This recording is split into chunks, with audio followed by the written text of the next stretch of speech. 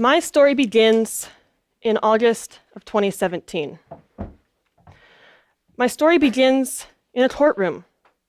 It begins with me on the stand. It begins with me testifying on the stand in a courtroom for 14 hours straight in front of the man who had molested me 2.5 years prior. My story begins with my truth. It also begins with my rock bottom.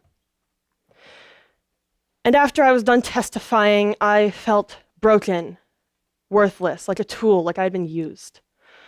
And for the next year, I tried to heal, and I would speak to people, grow, say the unspeakable, think the unthinkable, do the undoable. I reached out to people all around me. And it lasted a year until in September, I heard about something called Project Green Challenge from my English teacher, Mary DeWine. And despite college applications looming on the horizon, despite 18th birthday and Dungeons and Dragons and all the stuff that any nerdy teenager would want to take care of, I just went gung-ho, dove right in, tried to do something with my life.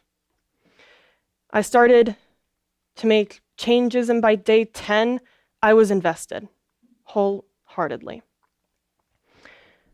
Instead of letting my anxiety get the best of me, I started using my never unthinking mind to think about the environment instead of how I felt like a piece of trash. And I began to help make changes in my local community, from straws to social justice. And then day 18 hit me like a freight train. I felt awful. I had been staying up all night for 2 weeks, 3 weeks on end. I was tired, and I suffered through one of the worst anxiety attacks that had ever hit me, and it was all just because of a simple little deadline. And I nearly quit right then, right there. Just told myself I couldn't handle it. I couldn't do it. And then I got a message on Facebook. It was from Gino, someone who I had barely known and only seen on this platform. He was just checking in, making sure I'm doing all right. And that simple gesture got me through the next 24 hours. And by that point, after telling people about what had happened, I got resounding support from my teacher, friends, and family that let me continue to do what I loved doing, which is helping our environment.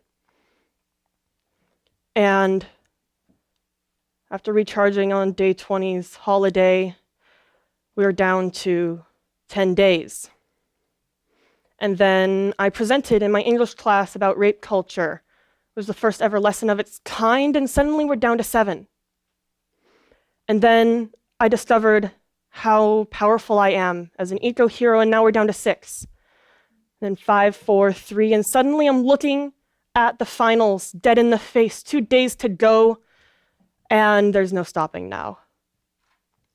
So I did my application. I submitted a video, thought it was crap, but hey, who cares at this point, and sent it off with hopes, prayers, and a whole heck of a lot of support from my community. And then I hear that they're going to be announced on November 1st. And I get nervous, I get jittery, just like I am right now, and I was selected. My English teacher knew before me. My mom knew before me. Most of my teachers knew before me because I was using that day for sleep. I mean, weren't we all? And so I woke up to 10 different emails in my inbox. Only 2 of them were from Turning Green. The rest were from people pouring in from their support, telling me that they're proud, telling me that I had been the first one to do something like this in my community, that I have been making change that I never thought I was making. And now I've come down here. Wrote a speech, scrapped a speech, scrapped a PowerPoint, and well, this right here, right now is ending for me. But the work I'm gonna do won't, because The spirit of what we're doing is in, well, what we do. So I'm going to go home and continue what I started. Finish projects that are unfinished, because 30 days still isn't enough to finish some of the biggest projects ever conceived in my school. But first and foremost, I'm going to reach out to other people like me, who have had to sit in a wooden chair in front of someone who ruined their life. Teach others about how to not end up in that chair, and show them that while my journey is unique to me, that they can undertake a journey that will help heal them. And even as I heal myself and the community around me, I'll work on my environment as well. Project Green Challenge fueled a passion in killing plastic around the world, and now I'm helping my zoo with one of the first ever, we actually mean it, zero plastic initiatives. Like, not phasing it out, like trying to do this by the time I graduate. That's not a long time away. And so I'm applying for a sustainability grant, and we're going to start with plastic cups and just source our supply chain from there in our zoo. It's going to be big.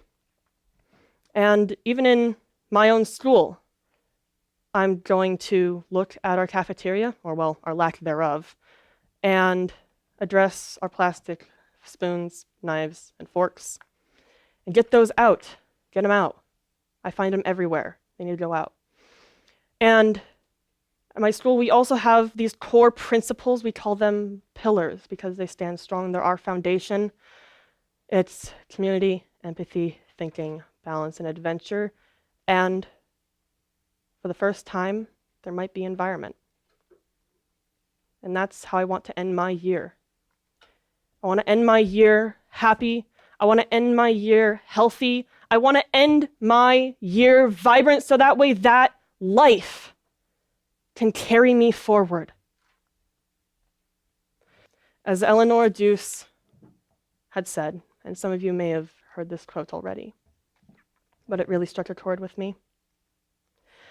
If the sight of the blue skies fills you with joy, if a blade of grass springing up in the fields has power to move you, if the simple things of nature holds a message that you understand, rejoice. For your soul is alive. Thank you.